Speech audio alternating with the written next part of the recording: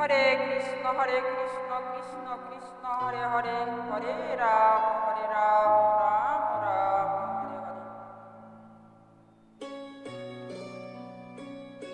আমি পড়ছি শ্রী ভগবদ গীতা যথাযথ 16 অধ্যায় দৈব স্বরূপ সম্পদ বিভাগ যোগ শ্লোক নাম্বার 5।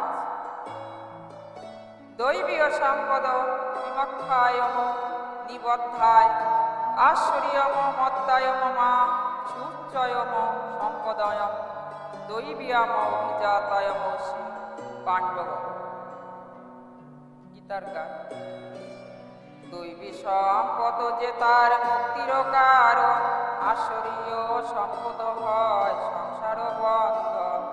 তোমার চিন্তার কথা নাকি সে পাণ্ডব, দৈবীয় সম্পদে তোমার হয়েছে জন্ম।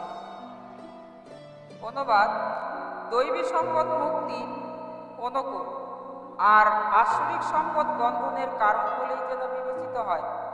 হে পাণ্ডব পুত্র, তুমি শোক করো না, কেননা তুমি দৈবী সম্পদ সহ জন্মগ্রহণ করেছ। তাৎপর্য: আসরিক গুণে যে অর্জুনের জন্ম হয়নি, সেই কথাই বলে শ্রীকৃষ্ণ তাকে যেন এখানে উৎসাহিত করেছেন। সেই যুদ্ধে তার যেন জড়িয়ে পড়বার কারণ আসরিক ছিল না, কারণ তিনি যেন সপক্ষ এবং বিপক্ষ যুক্তিগুলির বিবেচনা করেই দেখিয়েছিলেন।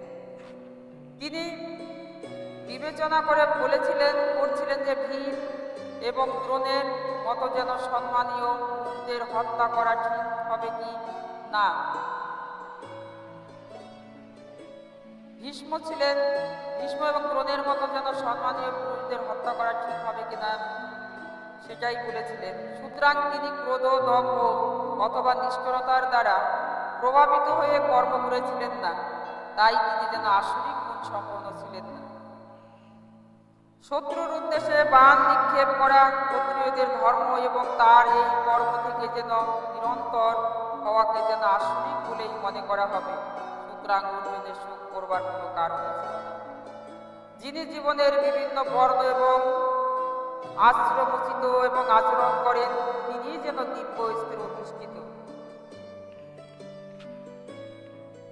শ্লোক নাম্বার 6।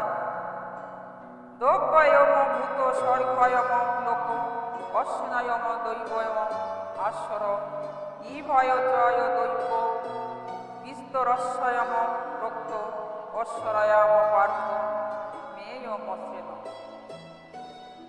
গীতার গান। যে ভারত যে জগতে দুয়ভূত সৃষ্টি, এক দৈবী দ্বিতীয় সে আসুরি বা দৃষ্টি। দৈবী যারা তার কথা অনেক হয়েছে, শুনো এবে কথা যারা জন্মেছে। অনুবাদ: হে পার্থ, এই সংসারে দৈব এবং আসুরি এই যে দুই প্রকার সৃষ্টি হয়েছে, দৈব সম্বন্ধে বিস্তারিতভাবে বলা হয়েছে। এখন আমার থেকে যেন অসুর প্রকৃতি সম্বন্ধে শ্রবণ করো। তাৎপর্য: অর্জুন যে দিব্য গুণে জন্মগ্রহণ করেছে, সেই আশ্বাস নিয়েই যেন শ্রীকৃষ্ণ এখানে আসরিক প্রথার বর্ণনা করেছে। এই জগতের বদ্ধ জীবের দুভাগে ভাগ করা হয়েছে। যারা দিব্য গুণে জন্মগ্রহণ করেছেন তারা যেন নিয়ন্ত্রিত জীবনযাপন করেন, অর্থাৎ তারা শাস্ত্র এবং সাধু গুরু এবং বৈষ্ণবের নির্দেশ মেনে চলেন। ব্রাহ্মণ প্রমাণ্য শাস্ত্রের আলোকে যেন কর্তব্য অনুষ্ঠান করা উচিত। এই যে মনোবৃত্তিকে বলা হয় দিব্য। যারা শাস্ত্র নির্দেশিত বিধি নিষেধের অনুসরণ না করে তাদের নিজেদের খেয়াল খুশিমতো আচরণ করে, তাদের বলা হয় আসরিক। শাস্ত্রের বিধি নিষেধের প্রতি যেন অনুগত হওয়া ছাড়া আর কোনো গতিই নেই। বৈদিক শাস্ত্রে উল্লেখ করা হয়েছে যে দেবতা এবং অসুর উভয়েই যেন জন্ম হয় প্রজাপতি থেকে। তাদের মধ্যে একমাত্র পার্থক্য হচ্ছে যে দেবতারা বৈদিক নির্দেশ মেনে চলে এবং অসুরেরা তা মানে না।